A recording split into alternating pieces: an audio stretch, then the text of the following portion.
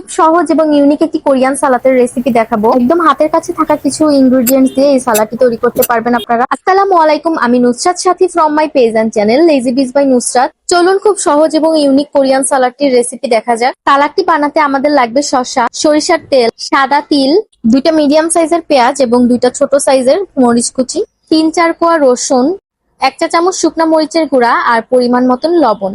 প্রথমেই নিয়ে নিচ্ছি একটি দেশি শসা। শসাটা অর্ধেক কেটে নিব, ঠিক যেভাবে আপনারা ভিডিওতে দেখতে পাচ্ছেন। এরপর শসাটা কেটে নিব। শসাটা কিউব কিউব করে কেটে নিতে হবে।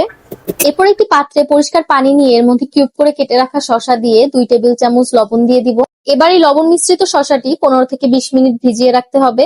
শসাটি এক সাইডে ভিজিয়ে রেখে এবার আমরা পেঁয়াজ, রসুন, মরিচ কেটে নিব। এবার চুলায় একটি ফ্রাইং প্যান বসিয়ে তার মধ্যে 3 টেবিল চামচ সরিষার তেল দিয়ে গরম হয়ে গেলে দিয়ে দিব রসুন কুচি, পেঁয়াজ, মরিচ কুচি।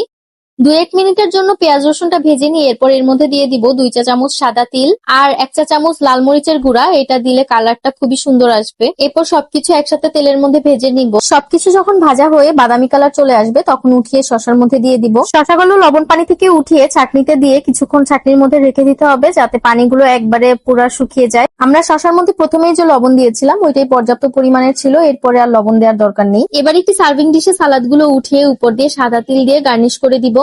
Here is my Korean salad ready to serve.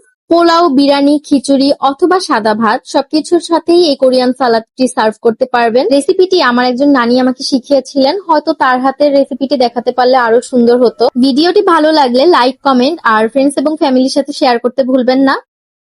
আজ এতটুকুই, আল্লাহ হাফেজ।